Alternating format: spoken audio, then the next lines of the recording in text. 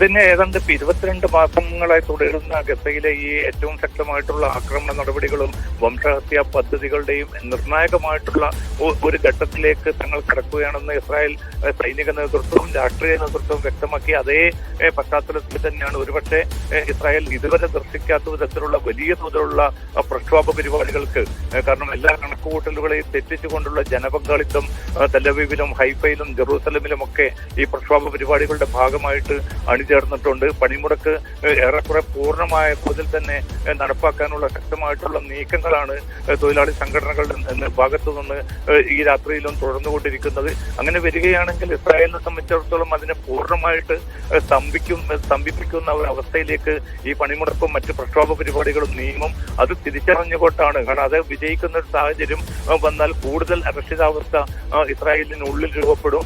അത് ആഭ്യന്തരമായിട്ടുള്ള ശൈഥില്യം കൂടുതൽ വിപുലപ്പെടുത്തും. അതിനെ പ്രതിരോധിക്കുക എന്ന ഒരു ലക്ഷ്യത്തോടു കൂടിയാണ് ശക്തമായിട്ടുള്ള സുരക്ഷാ നടപടികൾ സ്വീകരിക്കണമെന്ന് സുരക്ഷാ വിഭാഗത്തിന് നിർദ്ദേശം നൽകുകയും അങ്ങനെ സമാധാനപരമായിട്ട് പ്രക്ഷോഭം നടത്തുന്ന പ്രക്ഷോഭകാരികളെ അല്ലെങ്കിൽ ബന്ധുക്കളുടെ ബന്ധുക്കൾ ഉൾപ്പെടെയുള്ളവരെ അറസ്റ്റ് ചെയ്ത് തുറുങ്കലിൽ അടയ്ക്കാനുള്ള ഒരു നീക്കം, അത്തരമൊരു നടപടികളുമായിട്ട് നെതന്യാഹുവിന്റെ നിർദ്ദേശത്തെ തുടർന്ന് സൈന്യവും സുരക്ഷാ ഏജൻസികളും ഇപ്പോൾ മുന്നോട്ട് പോകുന്നു. പക്ഷേ ഇതൊന്നും തങ്ങളെ പിന്തിരിപ്പിക്കുകയില്ല. ഏറ്റവും ശക്തമായി തന്നെ, കാരണം ഇപ്പോൾ നടക്കുന്ന യുദ്ധം അല്ലെങ്കിൽ ഇന്നലെ മുതൽ ആരംഭിച്ചിരിക്കുന്ന യുദ്ധത്തിന്റെ ഏറ്റവും സ്വാഭാവികമായിട്ടുള്ള പ്രതികരണം എന്നത് 20-ലധികം വരുന്ന ബന്ദികളുടെ ജീവൻ നഷ്ടപ്പെടും.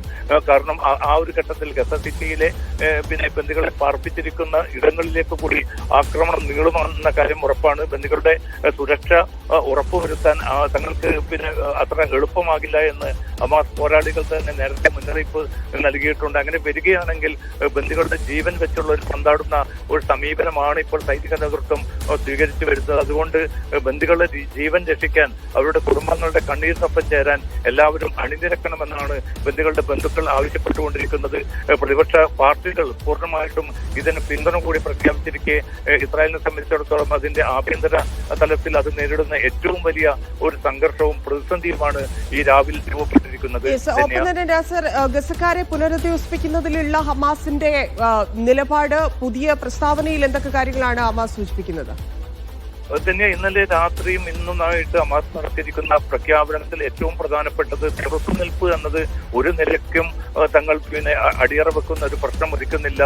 തങ്ങളെ നിരായുധീകരിക്കണമെന്ന് ഇസ്രായേൽ പറയുകയും അങ്ങനെ ഏറ്റവും ക്രൂരമായിട്ടുള്ള ഈ നൂറ്റാണ്ടിലെ ഒരു വംശഹത്യക്ക് കളമൊരുക്കുകയും പിന്നിട്ട് 22 മാസമായിട്ട് അതിക്രൂരമായിട്ട് പട്ടിണിയിലൂടെയും അതോടൊപ്പം തന്നെ കുടിവെള്ളവും മരുന്നും ആശുപത്രികൾ തകർത്തുമൊക്കെ ഈ വംശഹത്യാ പദ്ധതി മുന്നോട്ട് പോകുന്ന ഒരു സാഹചര്യത്തിൽ അവസാനം വരെയും ആ ചെറുത്തുനിൽപ്പുമായി തന്നെ തങ്ങൾ രംഗത്തുണ്ടാവും. ഒരു നിലയ്ക്കുള്ള വിട്ടുവീഴ്ചകൾക്കും തങ്ങൾ ഒരുക്കമല്ല. അതോടൊപ്പം തന്നെ അന്തർദേശീയ നിയമങ്ങളെ എല്ലാം കാറ്റിൽ പറത്തിക്കൊണ്ട് ഇനിയും ആയിരക്കണക്കിന് കുട്ടികളെയും സ്ത്രീകളെയും കൊലപ്പെടുത്താനുള്ള വളരെ കൃത്യമായിട്ടുള്ള ആസൂത്രിതമായിട്ടുള്ള ഒരു വംശഹത്യാ പദ്ധതിയിലേക്കാണ് ഇസ്രായേൽ രാഷ്ട്രീയ സൈനിക നേതൃത്വം നീങ്ങുന്നത്.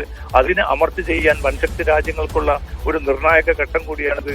അവരുടെ ഇടപെടൽ അവർ നടത്തിയിട്ടില്ല എങ്കിൽ ഏറ്റവും ക്രൂരമായിട്ടുള്ള ഒരു സിവിലിയൻ കുരുതിക്ക് കൂടിയായിരിക്കും ഗസ സിറ്റിയും സാക്ഷ്യം വഹിക്കുക. അത്തരമൊരു സാഹചര്യത്തെ അറബ് മുസ്ലിം ലോകം അത് ശക്തമായിട്ട് ചെറുക്കേണ്ടതുണ്ട്.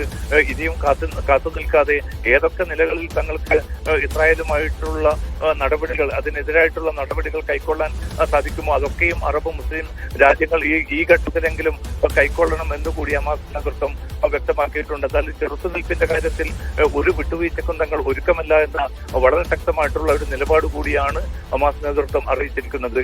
ധന്യ, യമനിലെ ഹൂതികളുടെ മിസൈൽ ആക്രമണത്തിന്റെ വിവരങ്ങൾ കൂടി.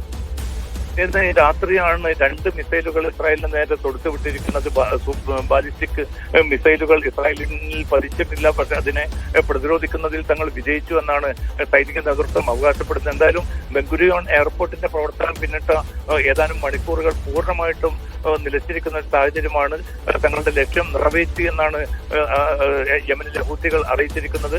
അതുമാത്രമല്ല, കൂടുതൽ ശക്തമായിട്ടുള്ള ആക്രമണങ്ങൾ വരും ദിവസങ്ങളിൽ കാത്തിരിക്കണമെന്ന മുന്നറിയിപ്പ് കൂടി യമനിലെ ഹൂത്തികൾ നൽകിയിട്ടുണ്ട്. പക്ഷേ ഈ ഹൂത്തികൾക്ക് ഏറ്റവും മാരകമായിട്ടുള്ള തിരിച്ചടിക്ക് ഹൂത്തികൾ കാത്തിരിക്കണമെന്ന് ഇസ്രായേൽ പ്രതിരോധ മന്ത്രി ഇസ്രായേൽ കാറ്റ്സും അല്പം മുമ്പ് മുന്നറിയിപ്പ് നൽകിയിട്ടുണ്ട്. ധന്യ. ശരി, MCA. ഇസ്രായേൽ ആക്രമണം തുടരുകയാണ്. യാതൊരു തരത്തിലും പിന്നോട്ടില്ല എന്നുള്ള തരത്തിൽ ഗസ സിറ്റിയെ പിടിച്ചടക്കുക എന്നുള്ള ലക്ഷ്യത്തിൽ മാത്രമാണ് നിരവധി പേർ ആക്രമണത്തിൽ മരിക്കുന്നു. ഒപ്പം പട്ടിണി കിടന്നും മനുഷ്യർ മരിക്കുന്നതിലേക്ക് കൂടുതൽ സംഖ്യയിലേക്ക് കാര്യങ്ങൾ എത്തുന്നു എന്നുള്ളതാണ്. MC നാസറാണ് വിശദാംശങ്ങൾ.